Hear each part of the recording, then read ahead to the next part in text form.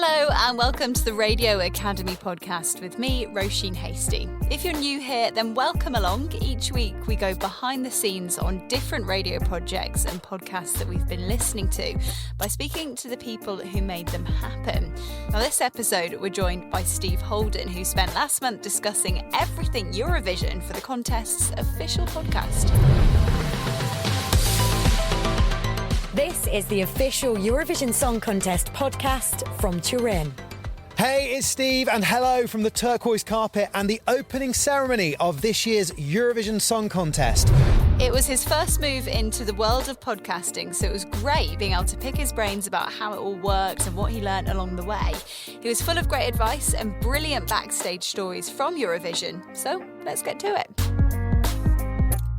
Steve, welcome to the podcast. Hi, Roisin. Hot off Eurovision. Yeah, exhausted, but back to earth. It was amazing. Good pun, good pun. Best mates with Sam Ryder now? I was best mates with him already, to be honest, Roisin. But no, he did so well, coming second. The UK's best result since 1998. Oof. And I think there was so much hype around it. And I can genuinely say every other delegation, so every other country at Eurovision was obsessed with him. They loved him. They wanted to have selfies with him.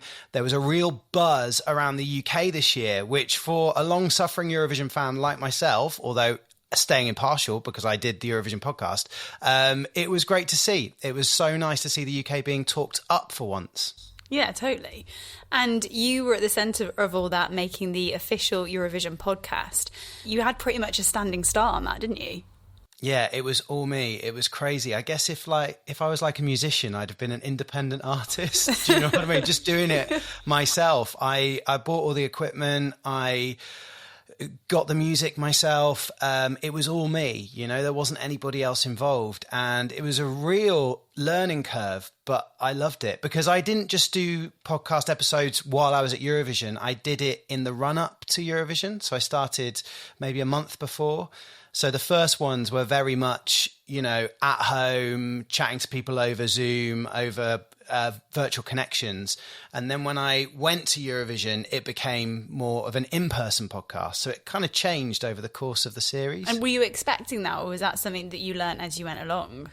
No, I was expecting it because it was part of, you know, my plan and my schedule of episodes that it would start kind of longer form at the beginning, chatting to the contestants, talking about their personalities.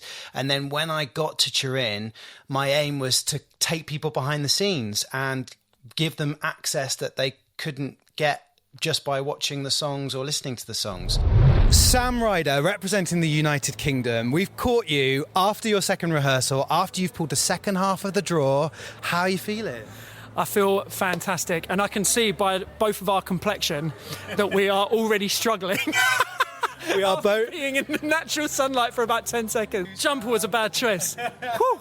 But it's the first sun you've seen in Turin. Oh, it's so lovely. It changes everything, doesn't it? Just a little bit of like, I don't know, solar power. I loved it. I love Eurovision anyway. Anyone who knows me knows that I love Eurovision, and I know how much the contest means to fans. And this is the world's biggest live music event. You know, it's watched by so many millions of people. I think 160 million TV viewers watched it this year. And I've always known that there's an appetite for content around Eurovision. So they didn't have an official podcast before this year. There's lots of fan podcasts, which are all brilliant. But I just felt that there was a gap for an official podcast that could take people behind the scenes and use all the expertise that I've had before and bring it to life, I guess, which I hope I did. Yeah, and definitely listening to the podcast, the access that you get to the contestants, to the spaces that they are in for the contest is amazing. And I guess being the official podcast opens those doors for you. Yeah, completely. Because I based myself in this place called the delegation bubble. So it's where all the dressing rooms are for the contestants. And it's a place where the acts can hang out when they're not performing or they come in for rehearsals. So you get to know the acts, but you also get to know the delegations as well. So the dancers, the choreographers, you get to know the heads of delegation. So they're the people that are responsible for each country. So it's just amazing, even just watching what people are doing, who's speaking to who's chilling out. And it's not like I'm there intruding with my microphone. It's where you pick up the stories. It's where you hear about people and what people are doing. So a good example for this series was Spain, represented by this woman called Chanel, who was amazing, had this incredible dance routine called, the song was called Slow Mo. And if anyone's seen it, it's the choreography is so high class. Turns out that her choreographer is this LA super choreographer called Kyle, who watched the Eurovision film during the pandemic and decided that he wanted to be part of the contest. No way. When I heard this story just on the grapevine, just from being backstage, I found him and we organised an interview. And so I got him on an episode of the podcast, because isn't that a great story? So he saw like the spoof version of Eurovision and thought, I want in on that. Yes. That's amazing. Just hearing you tell that story, it's obvious you've said you're a Eurovision fan anyway. Do you think that helps you to find and seek out the stories that you know as a listener? You would be like, I would love to know this. Yeah, completely, because I'm a total geek. So one of my interview styles, and it always has been during my career, is I much prefer it as a chat, informal, because I think you get so much more out of people. So just finding out, not asking them all the cliched questions of what does your song mean, and do you like your song, and do you like another song, all that kind of stuff. It's more about getting these personalities out, because this is the biggest thing that so many of these acts are ever going to do in their career. It's such a moment, and you want to find out who that person is that's doing it. And there's so many amazing stories. Yeah. And you've touched on there your experience of doing interviews, and your background is that you, for years, were a music journalist at Radio 1. So you're more than used to interviewing artists, being in these busy live environments. How is it different starting a podcast and using the skills that you had to then be like, okay, I'm now a podcast host? All the skills that I'd learnt through being a music reporter for Radio 1 helped me, because the interviewing part was the easy part. The editing part was the easy part, because I've done so much of that before. But I think it was just creating the podcast was something I'd never done before. And I tried different styles. I did different bits here and there. It's probably not the finished product, and I certainly didn't want to copy anybody else's podcast. I kind of just did what I thought people would want to hear.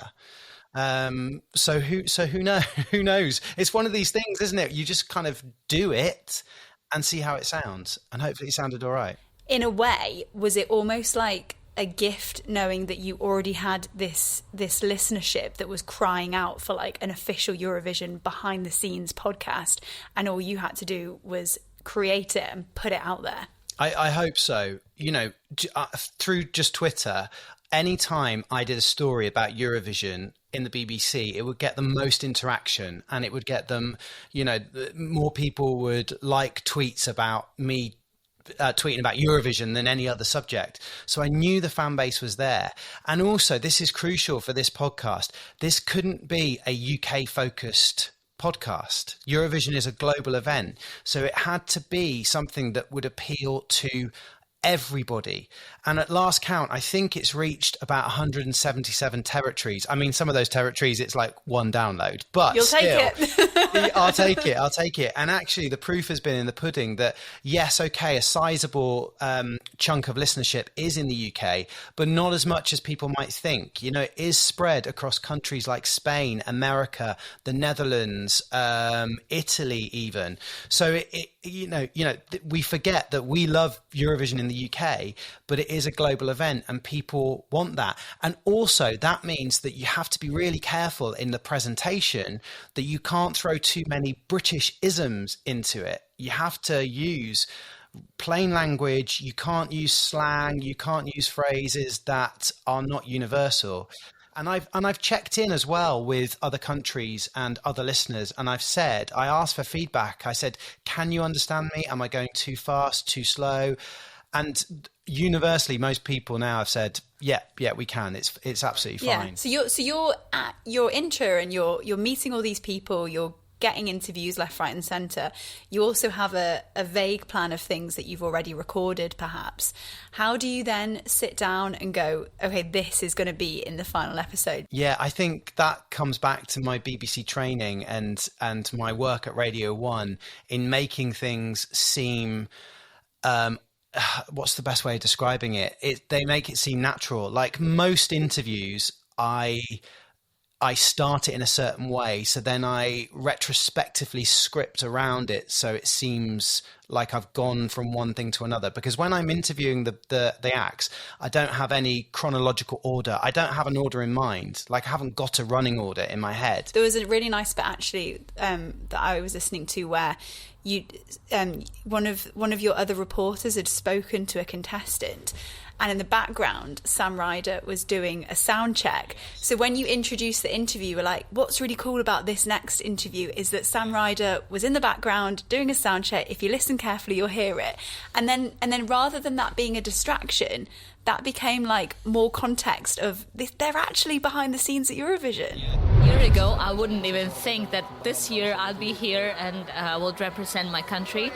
But when The Voice started and people all over the internet, like in Azerbaijan, they were commenting everywhere, telling each other like Nadir should be representing Azerbaijan this year. Obviously, that was very inspiring. Now, usually on this podcast, I would ask my guests to end our discussion by giving 3 pieces of advice from their experience working in this industry. But I feel like we have a unique opportunity with you, Steve, to say, what 3 things have you learned from making a podcast that you would want to give to anyone else who's going, I want to start a podcast, where do I begin? I think number 1 is trust your instinct. And I've said this to lots of young reporters in the past, and I think it rings so true.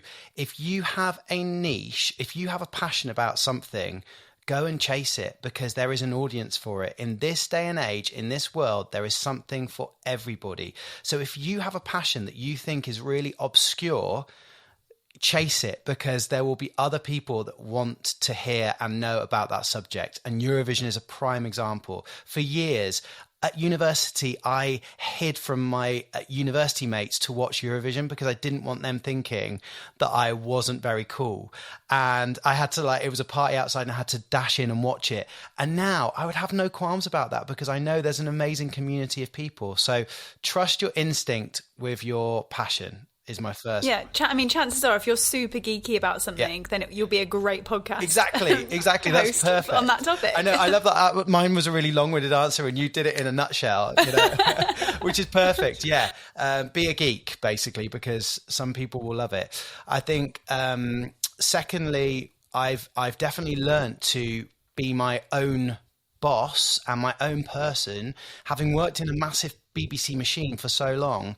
Going to do this podcast, I kind of went out on my own and I enjoyed it, but it was a steep learning curve because I didn't have anybody as a crutch to lean back on. So actually, even after years of working at the BBC, it was still daunting and challenging, and just learning to be a solo operator. I'm guessing like the comparison of the first episode you ever made compared to the final episode, the first one probably took you days and the most recent one probably was like the tightest turnaround ever. Yeah, it was. That's exactly it. The first one I just wanted to make absolutely perfect, and I think that was, again, in BBC mode almost, like I wanted every single fade to be absolutely perfect, and by the end of it there wasn't time to do that. I do have a really high standard of editing. But you'd probably just got better as well, and you'd learn what works and shortcuts on things and whatever else. Totally. There was a point at Eurovision when I did 4 episodes in 4 days, and by the end of it I was just like, oh God. But the end result is that you've made an amazing product.